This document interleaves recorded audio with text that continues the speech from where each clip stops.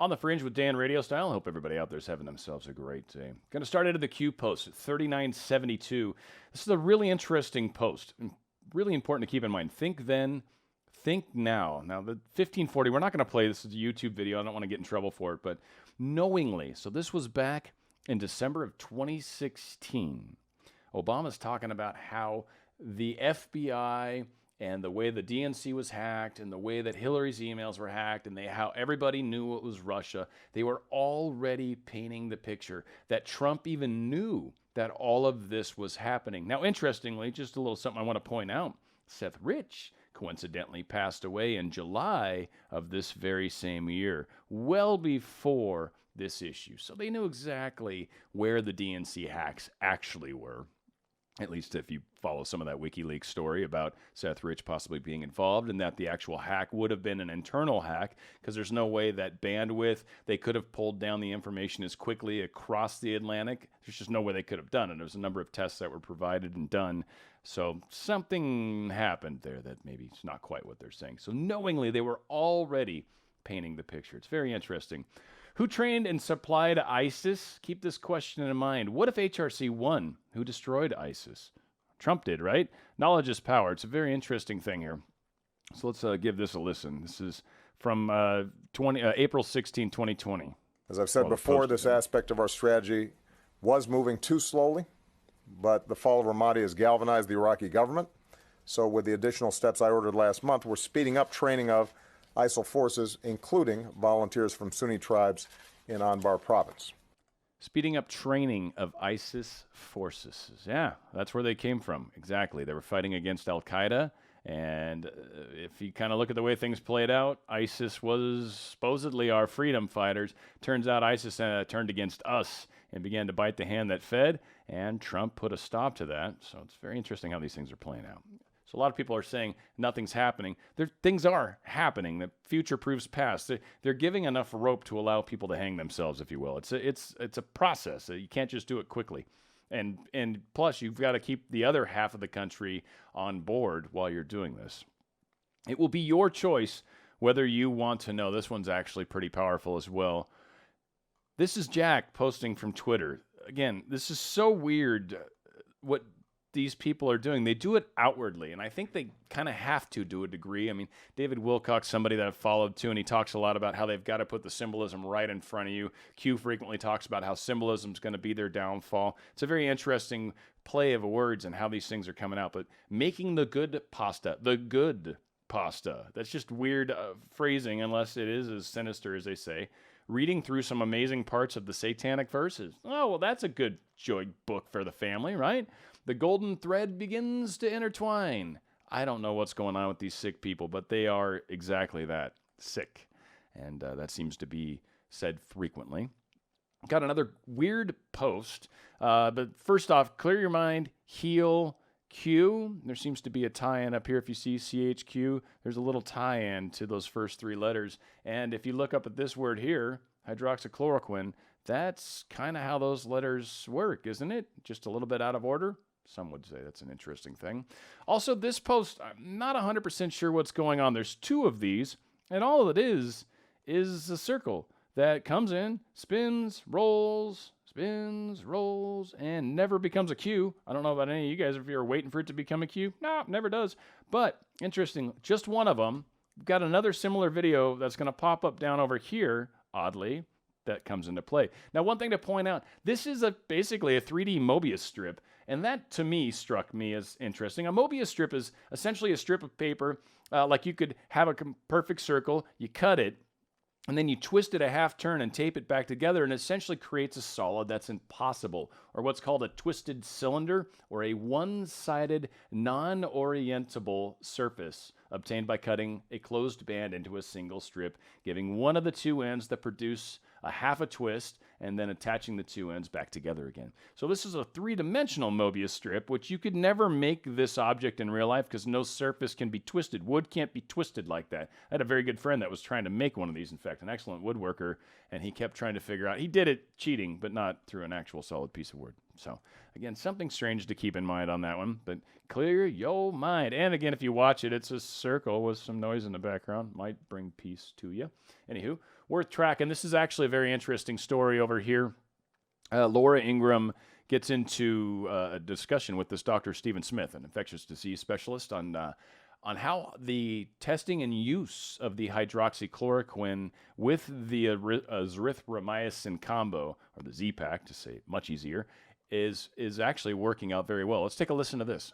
This is extremely important news that we're breaking tonight on the Ingram Angle. Dr. Smith's one of the most preeminent infectious disease specialists in the United States. His father was a legend. But Dr. Smith, you pointed out that not a single patient of yours, COVID patient, that has been on the hydroxy regimen has had to be intubated. For people who don't know what intubated means, please explain quickly.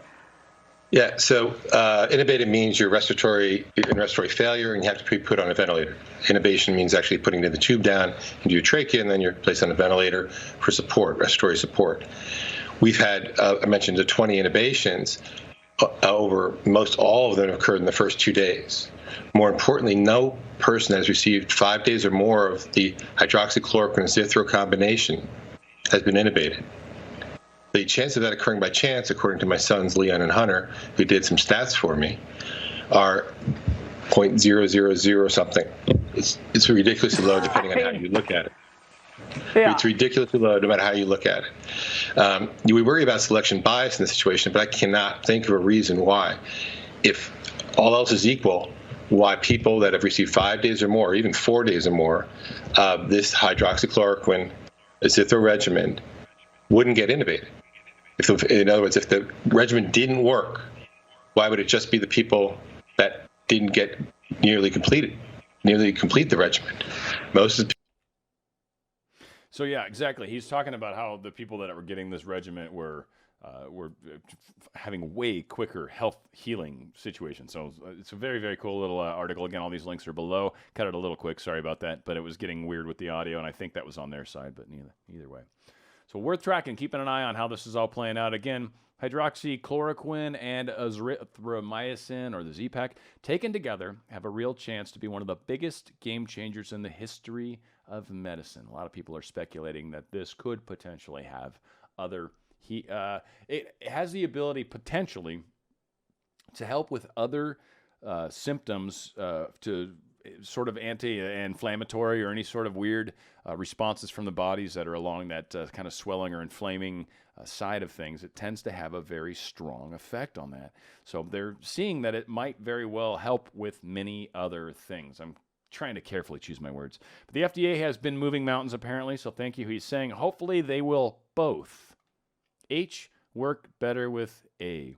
Some are suggesting that maybe House works better with arrests, but it's interesting. I'm not sure what H works better with A. There's never a loss of something. That's like the symbolism in here. There's something to it. So we'll figure out what eventually they are trying to get to that.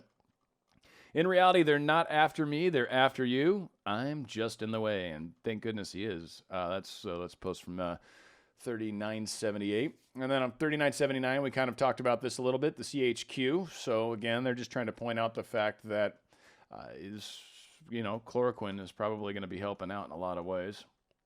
Another reminder on 3980, this has come up a few times. So Obama's choice name that he had with the Secret Service, and renegade was what he wanted to go by, which oddly is a person who deserts and betrays an organization, country, or set of principles, possibly all the above. Synonyms: traitor, defector, deserter, turncoat, rebel, mutineer. Interesting, isn't it? Always reminding us that something funky was going on, and they really did have a 16-year plan. He completed his 8 years of it. HRC apparently was not given her chance to begin, and hopefully never does. We'll see how that plays out as well. Where we go one, we go all. Here's another great one from L.A., I believe. Los Angeles, California. Where we go one, we go all. Darn tootin', right? And the Punisher is back in play. Look at that. And one thing that's kind of interesting, Lou Dobbs has got a thing, and it's 4 minutes long. It's pretty long, actually. Do we want to do it? I think we can. Yeah, we'll do it. What the heck? We'll play it. But it's an interesting thing. And so we got Lou Dobbs. The Punisher is obviously a big Q thing. Punisher's been talked about. John Durham being the Punisher. Also Hannity's been wearing the Punisher pin on his lapel, and now Lou Dobbs, is also getting the Punisher. So we are ready. Set one. I think they're telling us that the first group of people are going. There's another hint to indicate this, so don't think that this is all I got. But I do believe that the indictments are coming. A lot of people are like, when? I think actually very soon the first set, the first wave. Now, all of them? No, I think all of them over time. If you think about it, elections are November, so we've got to make sure that things kind of lead up, that they ramp up, that every month we've got a little bit more of a reminder. And it's going to be part of this unfolding. And it's as we get more and more people to awaken, more and more people to hop on board, that is when these things will finally come to fruition and be able to happen. If you've got half the company that's not okay with Hillary Clinton being arrested, you can't do it. It'll cause problems. It will cause problems. We have to get everyone else on board. That's why so many of us have to be able to offer an olive branch to the people on the other side. We can't just be like, you're horrible, you're horrible. No. We got to open our arms. We have to be bigger than them. We have to be the bigger people. So he's talking about the FBI corruption. I don't want to play it because it's pretty long. We're talking about the FBI corruption and some of the things that are going to be coming in next week, talking about the sham Russian collusion and the whole 9 yards. There seems to be a great deal of evidence that suggests that the FBI knew the dossier was crap way before anything ever started. So there is some heads that are going to roll for sure. The Punisher is definitely coming to town. Kind of like Santa, right? Santa Claus is coming to town. So's Punisher. It's probably Rudolph. Watch what happens. I'm going to give someone a red nose. We'll see what happens. Got American flag, America.png. There's always a good thing to see. It's good times. Now, this part's kind of cool. This is getting very exciting, actually. We're going to give a listen to this individual. He's given us another great little video, Where We Go One, We Go All. Great person, Army, I think it is. Obviously with tanks in the background, gives me a bit of an indication. But very good stuff here. We're going to give him a call out and give this guy a chance to play us his message. It's pretty cool. Greetings from Valley Forge and Bunker Hill across the Delaware River on Christmas night. From Antietam to Gettysburg, the Alamo to San Jacinto, Manila Bay to San Juan Hill, Bellawood to Marne, Iwo Jima to Guadalcanal, Salerno to the beaches of Normandy, Incheon to the Chosin Reservoir, Port Chop Hill and Way City, Mogadishu, Fallujah, Ramadi, and the Korengal Valley. We are the sons and daughters of George Washington, Abraham Lincoln, Martin Luther King Jr., John Fitzgerald Kennedy, Ronald Reagan, and President Donald J. Trump. We come from Europe, Africa, Asia, Australia, Central and South America, across all edges of the Pacific to the Atlantic. Oh, say does that star-spangled banner yet wave, o'er the land of the free and the home of the brave. We're in this together. Where we go one, we go all. Thank you, and God bless. God bless you too, buddy. I love it. Thank you. Good stuff. So, very good. Freedom. Gotta love it, folks. Where we go one, we go all. And that is really what this whole movement's about, right? Is uniting everyone. Now, getting into Post 3985, this is a freaking another weird one. First off, it's got the next version of the Mobius strip video. Same group, same company. And they're talking about the harvested cornfield. The corn thing has been a big deal. Comey's been standing on the cornfield. They've been talking about the harvested, the corn's almost ready for harvesting. The harvest is coming. The harvest is also something, oddly, that's shared with a thing called the Law of One that is also interesting to keep in mind. The harvest is a really fun term. Things get harvested when they're ready, when they're ripe, when they're ready to get eaten, I guess, right? It's similar with mankind. So we're all kind of awaking. We're all ripening, and the harvest is almost upon mankind. I'm under the impression as well. That being said, from a more standpoint from what Q's been talking about, I think the harvest is going to be these people that are going to be in trouble, like your Comeys and your people in the FBI. You've got some the lawyer person that doctored the email. We've got a number of people that are going to be popped.